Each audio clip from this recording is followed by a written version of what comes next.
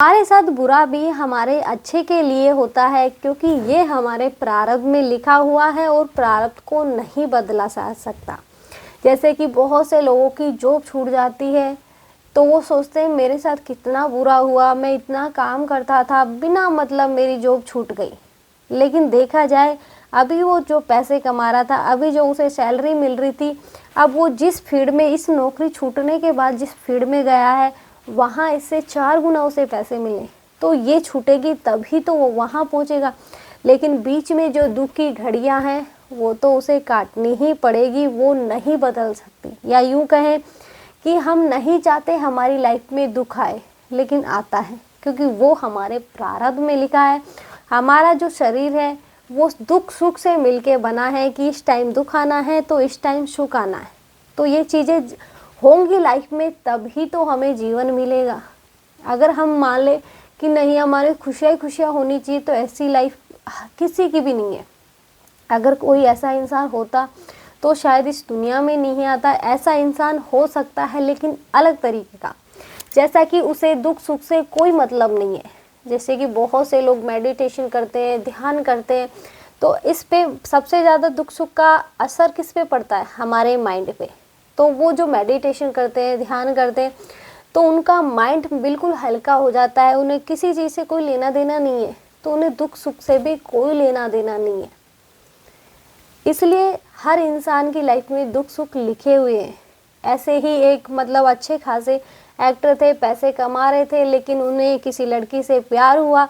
लेकिन जिस लड़की से प्यार हुआ वो किसी बड़े एक्टर से प्यार, उन दोनों का प्यार था। लेकिन अब बीच में वो आ गया, तो एक्टर जो थी वो उसके साथ हो गई, उसको छोड़ दिया।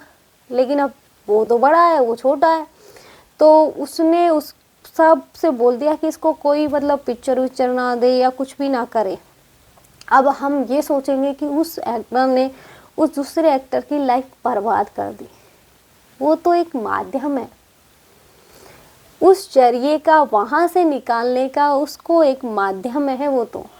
अब हम उसे दोष नहीं दे सकते, क्योंकि ये उसके भाग्य में लिखा है।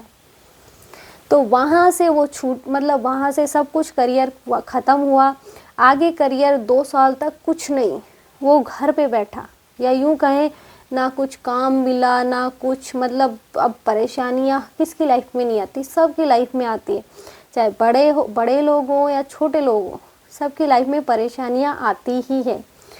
लेकिन जैसे ही वो टाइम निकला, वो वापस अपने काम में लगा, और अब इस फील्ड को छोड़ के वो एक बिजनेस की तरफ गया और एक बिजनेसमैन बन गया। तो अब क्या कहेंगे, उसका लाइफ वहाँ सेट होना था। फिल्मों में पिक्चर मिलती है, लेकिन मिलती है 1 साल में, 1 मान लो, 2 मान लो या 4 मान लो, लेकिन बिजनेस है, बिजनेस उसके बाद उसके बच्चे संभालेंगे, तो आगे भी तो करियर सेट होता है ना। तो जो होता है वो अच्छे के लिए ही होता है। हमारी लाइफ में बुरा होना भी हमारे अच्छे के लिए ही है। जब हमारे साथ बुरा हो रहा हो तो ये सोचो कि लाइफ में कुछ बड़ा होने वाला है और बहुत अच्छा होने वाला है। बस ये सोच के चलो, बस ये सोचो ये दिन भी बीत जाएंगे, क्योंकि हर समय हर टाइम एक जैसा नहीं होता। टाइम बदलता रहता है, तो सबका बदलता है तो हमारा भी बदलेगा। हम सोचेंगे आज हम कहाँ हैं, कल हम उससे भी बड़े लेवल पे होंगे कि हम और बड़े कामयाब इंसान बनेंगे। लेकिन आज हम कामयाब नहीं है, पैसे नहीं है, दुख तकलीफ़ें हैं, तो हमेशा पॉजिटिव सोचो कि जो है ठीक है, ये मेरे प्रारब्ध में लिखा है इसलिए हो रहा है। दुख तकलीफ में सबसे ज़्यादा ताने अपने ही मारते, बाहर वाले इतनी ताना नहीं मारते जितना अपने घर वाले मारते। कि वो 24 घंटे उठते बैठते, बस उनके पास कोई काम नहीं होता। लेकिन अब हम सोचेंगे कि हम उनको दोष दे रहे हैं, कितने बुरे हैं। जब पैसे थे हमारे पास तो ये लोग कितना मीठा मीठा बोलते थे, आज पैसे नहीं है तो यही लोग हमें मतलब इस तरह से मतलब गालियाँ दे रहे हैं, इस तरह से पड़ताड़ रहे हैं।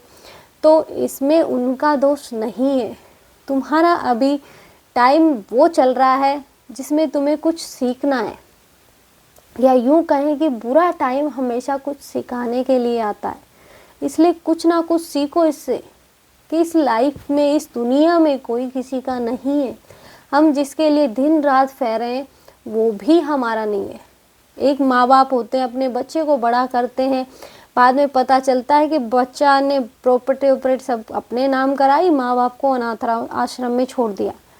तो कौन चाहता है ये सब चीज़ें? नहीं चाहते ना, लेकिन होती है।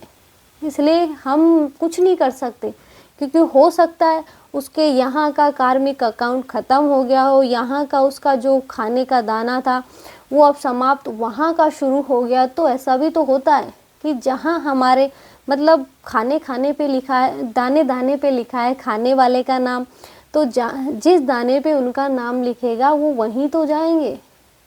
तो इसमें किसी को दोष क्यों देना? अच्छा बुरा तो करना ही नहीं है कि अच्छा बुरा कुछ नहीं है। ये सब हमारे पिछले कर्म का कोई फल है जो हम भोग रहे हैं, और इसे भोगे बिना हम इस दुनिया से भी नहीं जा सकते। इसलिए जो हो रहा है हमारी लाइफ में, बुरा हो या अच्छा हो, एक्सेप्टेड, कि जो है मेरे ही भाग्य का है, मैंने किया होगा कुछ, बस इसी में खुश रहो। खुशी में ज़्यादा खुशी मत मनाओ और दुख में ज़्यादा दुख मत मनाओ।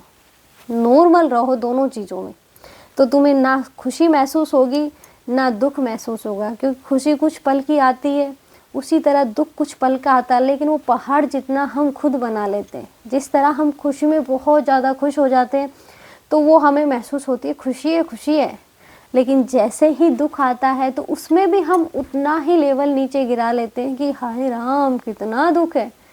तो ऐसा नहीं करना है हमें, दोनों को बराबर लेके चलो। ठीक है, जो है ये भी मेरे प्रारब्ध का था, ये भी मेरे प्रारब्ध का है, मुझे स्वीकार है।